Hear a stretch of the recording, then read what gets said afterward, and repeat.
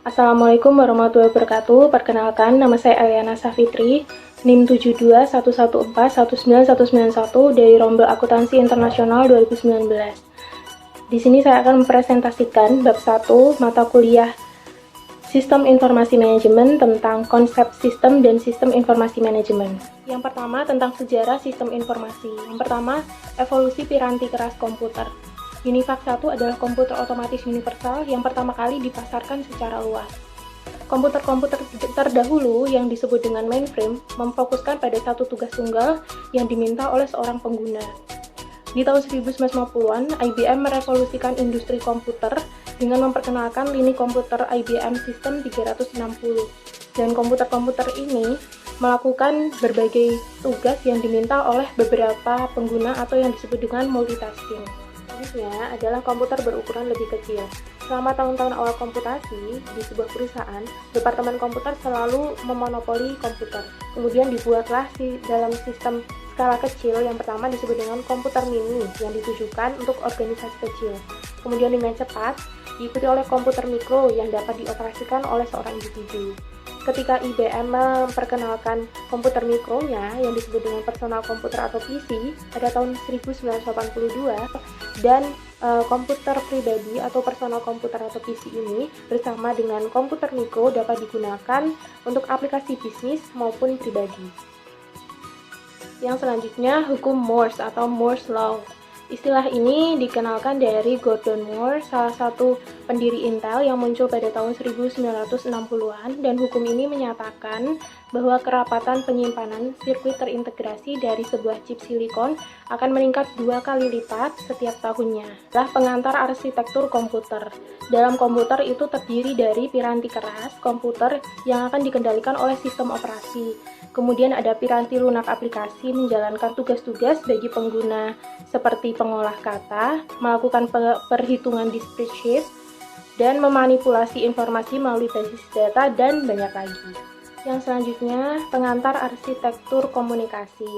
Modem. Modem adalah sebuah alat piranti keras yang memodulasi sinyal digital dari sebuah komputer ke dalam sinyal analog dan sebaliknya. Seiring dengan munculnya jenis-jenis komunikasi baru seperti sebelumnya, maka dibutuhkan pula jenis modem baru, dan kini telah tersedia beberapa jenis model digital. Revolusi nirkabel pun berlanjut, namun masih terdapat beberapa masalah, yakni masalah keamanan. Meskipun jaringan nirkabel ini murah dan mudah untuk dipasang, sebagian pengguna itu tidak mengimplementasikan fitur-fitur keamanan yang ada. Solusi yang paling mudah adalah membeli perangkat keras dan atau perangkat lunak firewall ketika membeli jaringan nirkabel. Yang selanjutnya, pengertian sistem informasi. Sistem informasi adalah suatu sistem yang memungkinkan manajemen mengendalikan operasi sistem fisik perusahaan. Sistem fisik perusahaan terdiri atas sumber-sumber daya berwujud seperti bahan baku, karyawan, mesin, dan uang. Selain itu juga ada sistem virtual, terdiri atas sumber daya informasi yang digunakan untuk mewakili sistem fisik. Sistem fisik perusahaan adalah suatu sistem terbuka atau sistem yang berinteraksi dengan lingkungan melalui aliran sumber daya fisik. Kemudian ada pula sistem tertutup, yaitu sistem yang tidak berkomunikasi dengan lingkungannya. Selanjutnya adalah evolusi di bidang aplikasi komputer. Yang pertama adalah sistem pemrosesan transaksi. Sistem berbasis komputer pertama disebut dengan sistem pemrosesan data elektronik atau Electronic Data Processing System atau EDP, dan belakangan ini juga dikenal Sistem Informasi Akuntansi atau Accounting Information System, dan kini sistem pemrosesan transaksi atau Transaction Processing System merupakan istilah yang telah umum, dan sistem-sistem ini berbagi satu ikatan yang sama di mana mereka memproses data yang mencerminkan aktivitas perusahaan. Dan ini adalah model sistem pemrosesan transaksi di mana dalam sebuah perusahaan sumber daya fisik input, transformasi, dan sumber daya fisik output itu berada di bagian bawah. Kemudian data dikumpulkan dari semua sistem fisik dan lingkungan dan kemudian dimasukkan ke dalam basis data. Yang kemudian piranti lunak pemrosesan data akan mengubah data menjadi informasi yang dapat digunakan oleh manajemen perusahaan. Kemudian yang kedua adalah sistem informasi manajemen, yaitu suatu sistem berbasis komputer yang membuat informasi tersedia bagi para pengguna yang memiliki kebutuhan yang serupa. SIM ini akan menghasilkan informasi melalui penggunaan dua jenis piranti lunak. Yang pertama, piranti lunak membuat laporan, dan yang kedua, model matematis. Dan ini adalah model sistem informasi manajemen, di mana database akan memuat data yang diperoleh dari sistem pemrosesan transaksi yang sebelumnya. Kemudian, lingkungan akan menjadi terlibat ketika perusahaan berinteraksi dengan organisasi lain, seperti pemasok, dan akan membentuk suatu sistem informasi antar organisasi atau inter-organization information system. Kemudian yang ketiga ada sistem kantor virtual atau virtual office system. Berawal dari otomatisasi kantor, yaitu penggunaan elektronik yang memfasilitasi komunikasi, menggunakan aplikasi tambahan seperti email, voicemail, fax email, dan lain-lain. Sistem ini mereka sebut sebagai suatu sistem produktivitas pribadi atau personal productivity system. Yang kemudian dari otomatisasi kantor ini melahirkan konsep kantor virtual atau virtual office, yaitu melakukan aktivitas kantor tanpa tergantung pada satu lokasi fisik tertentu. Kemudian yang keempat adalah sistem pendukung pengambilan keputusan atau decision support system, yaitu suatu sistem yang membantu seorang manajer atau sekelompok kecil manajer memecahkan suatu masalah. Output DSS awalnya dihasilkan dari suatu database relasional dan mencakup laporan berkala dan khusus, dan output dari model-model matematis. Berikutnya ditambahkan kemampuan dukungan keputusan kelompok atau biasa disebut dengan groupware. Groupware memungkinkan DSS bertindak sebagai suatu sistem pendukung pengambilan keputusan kelompok atau Group Decision Support System.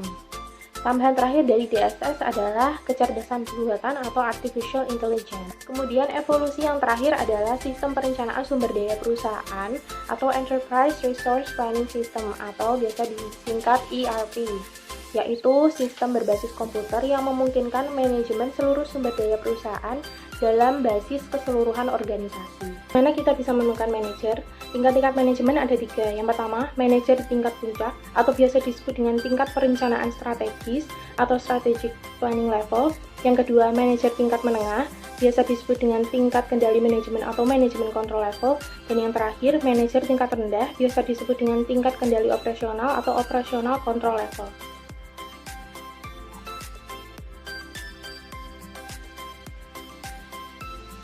Kemudian yang selanjutnya ada fungsi-fungsi manajemen. Menurut Henry Tayel ada 5 fungsi manajemen utama. Yang pertama, manajer merencanakan apa yang akan mereka lakukan. Yang kedua, mereka berorganisasi untuk menjalankan rencana. Yang ketiga, mereka mengisi organisasi mereka dengan sumber daya yang dibutuhkan. Yang keempat, mereka mengarahkan sumber daya tersebut untuk melaksanakan rencana. Dan yang terakhir, mereka mengendalikan sumber daya, menjaga mereka tetap pada jalurnya. Kemudian selanjutnya adalah area bisnis. 3 area bisnis tradisional adalah pemasaran, produksi, dan keuangan. Kemudian ada 2 tambahan lagi, yaitu sumber daya manusia dan layanan informasi. Kemudian yang selanjutnya adalah peranan manajerial menurut Mintzberg. Seperti yang terlihat pada tabel, terdapat 3 peranan, yaitu peranan interpersonal, peranan informasional, dan peranan keputusan, dan bisa dipahami masing-masing pada tabel berikut. Kemudian yang selanjutnya adalah tahapan-tahapan pemecahan masalah. Menurut Herbert A. Simon, pemecahan masalah akan terlibat dalam satu aktivitas intelijen, yaitu mencari kondisi-kondisi yang membutuhkan solusi dalam lingkungan. Kemudian yang kedua, aktivitas perancangan, yaitu menemukan, mengembangkan, dan menganalisis kemungkinan-kemungkinan tindakan. Yang ketiga, aktivitas pemilihan, yaitu memilih satu tindakan tertentu dari berbagai tindakan yang tersedia. Dan yang terakhir, aktivitas peninjauan atau menilai pilihan-pilihan masa lalu. Selanjutnya, masa depan teknologi informasi. Masa depan teknologi akan didorong oleh biaya yang rendah dan meningkatnya kekuatan komputer maupun komunikasi. Kemajuan-kemajuan yang terjadi mengindikasikan bahwa di masa depan komputasi akan rendah biaya, berukuran kecil, bergerak, dan terhubung. Untuk mengambil keuntungan dari segala kemungkinan ini, manajer harus belajar untuk menerapkan sistem informasi ke dalam pengambilan keputusan. Sekian presentasi dari saya. Mohon maaf apabila ada kesalahan kata dan perbuatan. Terima kasih. Wassalamualaikum warahmatullahi wabarakatuh.